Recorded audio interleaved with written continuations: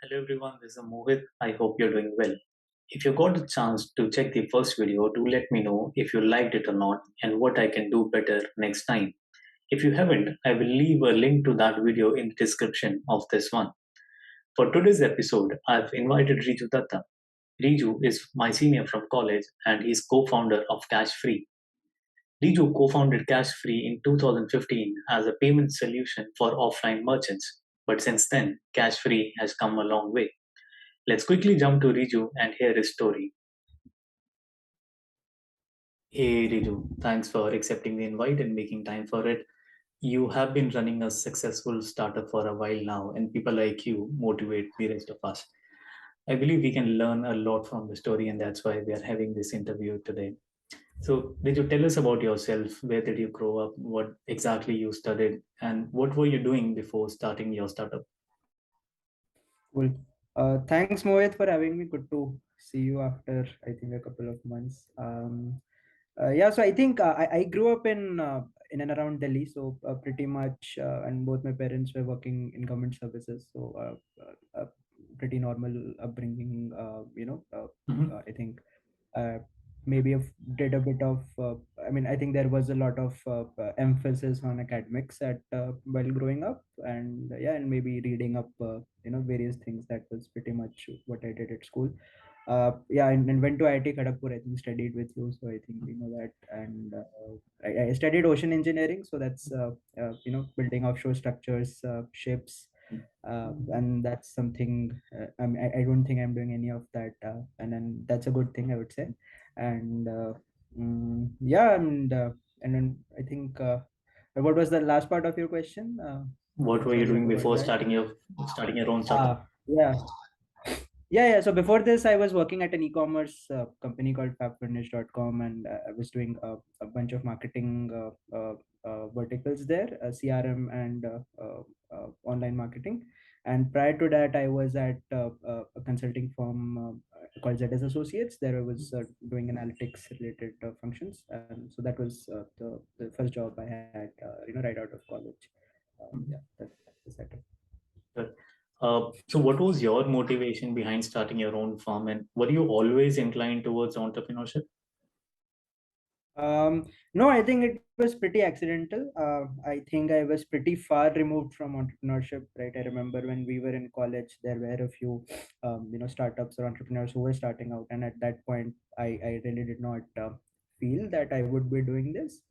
Yeah, but I think things happened along the way. I think when I was at my first job, there at an office party, one of the people I used to work with, he proposed something of an idea, Mm-hmm. and that was in the space of real estate. So that's kind of the first attempt at starting up that I had. Mm-hmm. So we were essentially like a property broker, right? And then Mm-hmm. that idea felt good, right? So you used to work in office till like 8 9, and then used to work on a startup, like kind of moonlighting, right? And then we made not a lot of money, but yeah, we kept at it for 6 months. We made some money. We were barely profitable, I would say. Mm-hmm. But we did not quit our jobs, right? So that was like the first stint, right?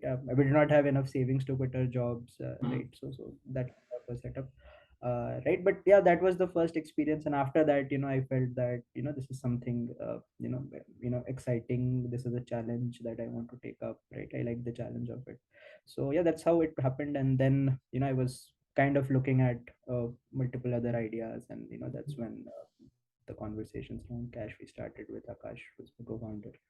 Mm-hmm. Would you say your experience at ZS Associate or the other firms that you worked at helped you when you started your own firm? Yeah, to a certain extent, yes. I mean, there is a lot of things that you need to learn, right? I mean, I would say a lot of things you need to learn and pick up on your own, anything related to the domain, Mm-hmm. subject matter and all. But I think some professional hygiene etiquettes, right, that you do learn, right, analytics related basic functions, right, that Mm-hmm. you can execute, right. So yeah, I would say to a certain extent, yes, it has helped me. Definitely the marketing role also helped me, right. So I did take up marketing, Mm-hmm. at Cashfree, right? Mhm. So I had some idea of what we could be doing or what we should be doing, right? So to a certain extent, yes, it did help me, but there was a lot of learning, as is the case with any journey, right? Mhm. I think that had to be done also. Sure. Now, this is one question that I plan to ask everyone who comes on my show. Was it hard for you to convince your parents? Were there any social pressures that you had to battle? So I think my parents had their inhibitions because they wanted me to work. They wanted me to do an MBA. I had an MBA offer Mhm. out of college, so they definitely wanted me to take that up, and they were not too on board, I would say, with the plan, right? But they did not stop me as such, right? They were just Mhm. apprehensive, which was probably fair, Mhm. that I would not be earning for a while, Mhm. and there's no visibility on when I would be earning, right? Mhm. So yeah, so there was apprehensions, but not opposition, I would say. Mhm. Sure. And were there any social pressure that you had to battle in the sense that your friends and colleagues from the firms that you were working at must have been making good money. So for a while, like you said, you probably were not earning. So were there any social pressures also? Not really, because I mean, maybe we once I moved to Bangalore, right from Mhm. Gurgaon, I think the ecosystem was a bunch of similar people who were starting up, right? So some of my friends from college, right? So they were also there, and it's kind of a similar journey.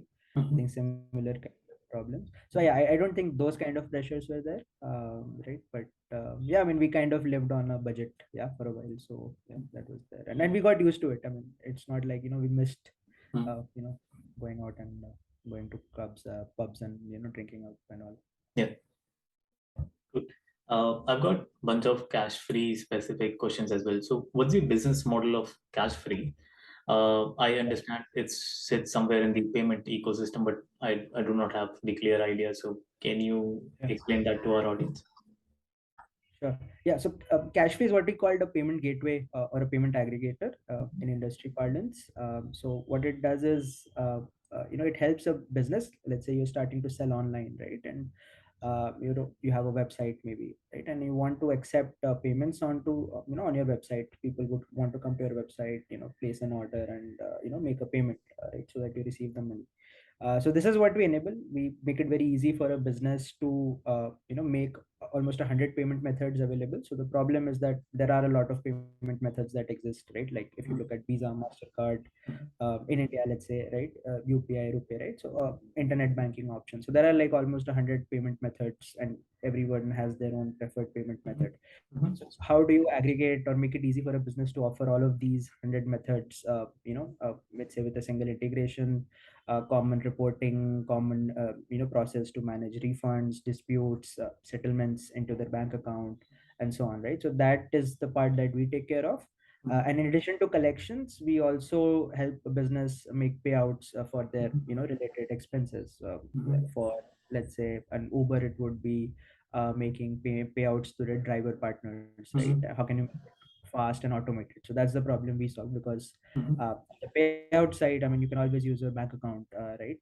But once you start doing those payouts at scale, let's say like 1,000 payouts a day, 5,000 payouts a day, right? So there you need an automated, tech enabled system that integrates with your product, Mhm. and we integrate that through something called an API, Mhm. right? So yeah, that's how we do. So we help on business, online business usually collect payments, and make payouts, right? That's the core business that we have. Sure. So some of us like to believe that we need to wait for a brilliant idea before starting up. So how different or similar is today's cash free to what you wanted to build when you first conceived of this idea? Oh, it's very, very different, I would say. So, like, the idea we quit our jobs on was, something where a delivery boy shows up at your doorstep, and he has an NFC phone, you have an NFC phone, and both of you tap, and a payment goes through, right? So, I mean, even today, that's too futuristic, Mhm. right? So back in 2015, it was, definitely not going to fly. Yeah, so that's what we quit our jobs on, but we quickly realized the iterations, right? Like made the product more basic, for what would work at that time. Right. Yeah. So today's cash free is very different. I would say we have made a lot of, meandered along the way and made a lot of changes. Yeah, and coming to idea versus execution, I think execution always, because what we did at the end of the day was, at least the initial part was not a new idea, right? When we started, like from the cash on delivery product, we went to a payment gateway, which is an online payment collection, and there were other payment collection options at that point as well, right? But I think what we did well was maybe execute. I think there were businesses that came up to us and said, why don't you give us this payment solution, online payment solution that works on my Mhm. website, right? And our first set of customers were night delivery restaurants, right? Mhm. Because Mhm. that's what we targeted in Bangalore, right? And then we kind of built it for them, and it worked for them, right? So that's how I think the first set of Mhm. business came through, Mhm. right? So I would say execution is way more important, which is something even we feel even today, right? Like, I mean, there are tons of ideas. Like today, it's we probably have 10 or 12 product offerings for various use cases. But yeah, I think what matters is how well you execute, how quickly you build, how quickly you iterate to find the right product market fit. Right? So execution is definitely 99% of it, I would say. Yeah, I've heard other famous entrepreneurs say the same thing, that ideas are worth nothing.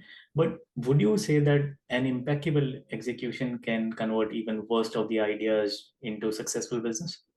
Yeah, definitely, right? I mean, you can take an idea that's definitely there in the market, like everyone knows how to make Mhm. money, like it's an airline business, right? Mhm. Like we know that airline is a business, right? And if you Mhm. execute really well, I think you can make an airline out of it, right? So Mhm. yeah, execution is pretty much the key, right? Like I would rather say, rather than going for a new idea that is unproven, right, go for an idea that we know exists and execute it well, right? I think that would be, and in the process you learn how to do business, right? And you learn how to execute it. So my advice would be to like pick a proven idea and execute it well, right, Mhm. instead of new idea.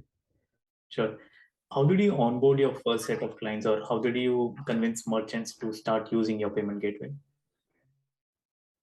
Yeah, I think so. The first set of merchants, as I said, were night delivery restaurants, right? Because we were trying to solve the problem of cash on delivery orders, right? Digital payments for cash on delivery, right? So we wanted to target use cases, where you want to pay money at night and where you don't have exact Mhm. change, right? Mhm. So that's why night delivery became the first set of customers that we found some pull. Mhm. Right. So yeah, I mean, in general, we would go up to, we had listings of these restaurants. We would, Mhm. walk in Mhm. to their stores and pitch the idea, Mhm. right? So yeah, restaurants in Bangalore were the first set, and yeah, with mixed results. I mean, we realized very quickly that it was very hard to scale, right? Like the effort it took to onboard versus the actual engagement you got. They would maybe do like 10 payments in a day, Mhm. even if they were Mhm. very engaged, right? And the money you made out of it, like that did not make it very plausible, right? Mhm. uh, yeah, so which is why you wanted to go into their online website, so at least that Mhm. if you're there, any order that is coming Mhm. through their online website, at least that you're capturing, right? And Mhm. so we make money on, let's say, a certain percentage of the transaction volume that's flowing through, Mhm. right? So we want to maximize the number of orders and the volume that's going through us, right? So that's how the shift to online happened. Mhm. Right. Yeah. So that's like the story. Sure. Uh, it's a very tough job market right now, and I believe hiring talent is harder than ever. As a founder, how do you attract and retain talent, especially when you have to compete against the likes of, let's say, Google, Facebook, Amazon? Yeah, I think that's hiring is probably one of the biggest challenges that we have faced. I think what we like to portray or like pitch is, like this is a challenging work that we're doing, right? Like Mhm. so what we want is, let's say if we were to highlight values, integrity, excellence, and Mhm. ambition, right, in that Mhm. order, right? So yeah, I mean, if someone is trying to look for a challenge, right? Because so the fintech system in India is probably one of the most advanced in the world in terms of scale and Mhm. complexity, right? So Mhm. it's we have real time payments, right, happening from bank account to bank account, and at a scale that is pretty much, I think, one of the largest in the world, right? So it's pretty complex, and then the stuff that we do is pretty advanced. So if someone wants that kind of a challenge, I think so that's pretty much the pitch, right? And we generally, I think, have nice people, and people you can who are now domain experts you can learn from, right? Mhm. So if you Mhm. kind of want to get involved in the Indian fintech journey, right? Like I think Cashfree is a good place, to be there, right, and Mhm. build something meaningful that impacts, businesses in India, right, and you'll probably see your work, being used by people also, right. So, Mhm. yeah, I think looking for a challenge and a good learning experience and working with good, people, nice people, knowledgeable people. I think Mhm. that's kind of the pitch that we have. Mhm. Sure. Now I've got few generic questions as well, which probably would apply to any upcoming startup. How do you validate an idea, and how do you measure its potential or market fit? So I think it's about feeling a pull, Mhm. uh, right? I think so when you, so one way is like you have a product and you take it to market, right? And like one good idea is to segment the market as much as you can, right? To like Mhm. a smaller unit. So let's say in our case, instead of restaurants, it was night delivery restaurants, Mhm. right? So something like that. Like the more you can segment the market, I think the better it is. And if you Mhm. can build something for that niche, right? Mhm. And there is a fit when so in our case there was not, but there is a pull when let's say there is a lot of demand, right, and then it's so much demand that maybe you are not able to serve, right, and then, so that's a sign of product market fit, right, Mhm. like customers are lining up for your product, Mhm. right, and Mhm. at a much faster pace. So this is something that our mentor at Y Combinator told us, right, Mhm. like there's so much demand and you can't start serving that enough. So we felt that at times, Mhm. right, right, and then yeah, and that's a good feeling to have, I think. Sure. And other than hiring, what are the common challenges and hurdles that an entrepreneur faces?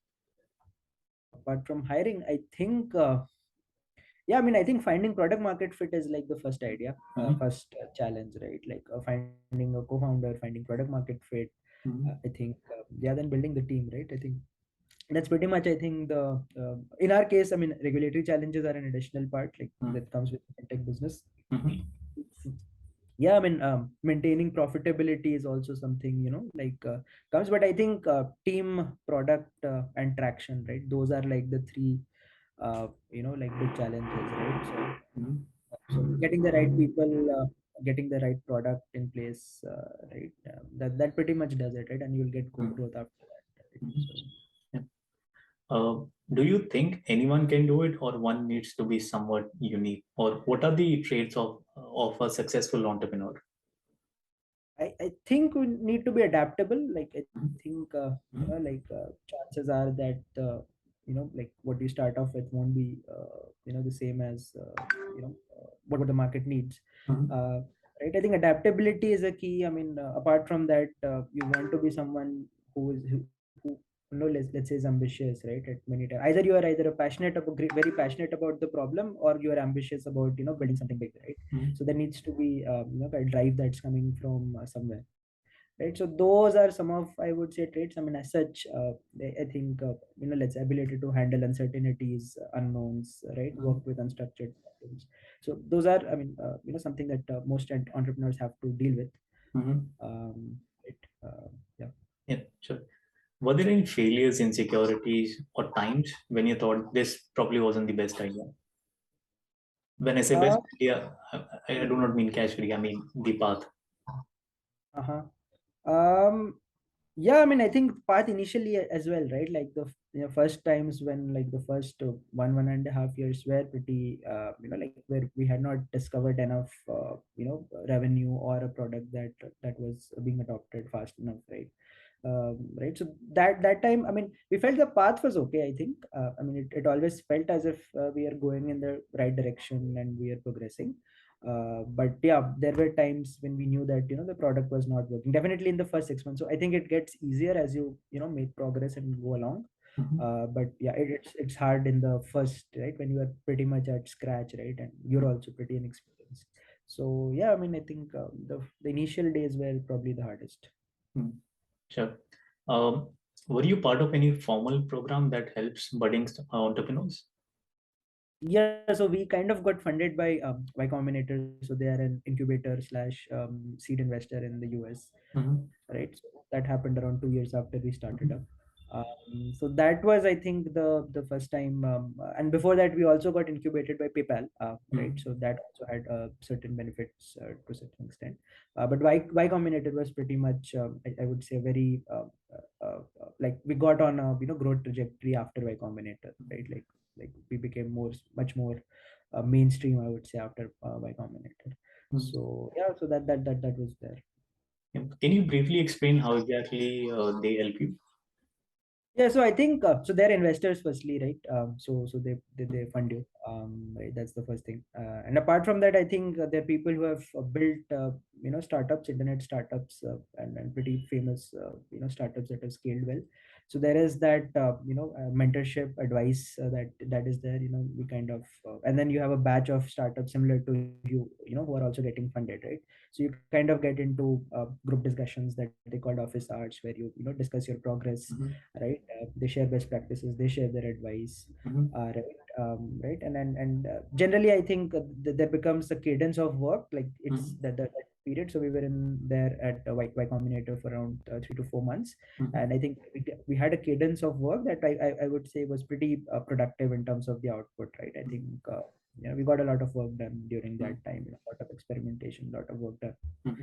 and right. So yeah, I mean, I think the intensity of work, the investment and the discussions and advice that you get, I think it's usually good advice, right? And in general, even the application process, that makes you think very critically and in a structured manner about what you are building and all, right? So those were a few benefits that we had.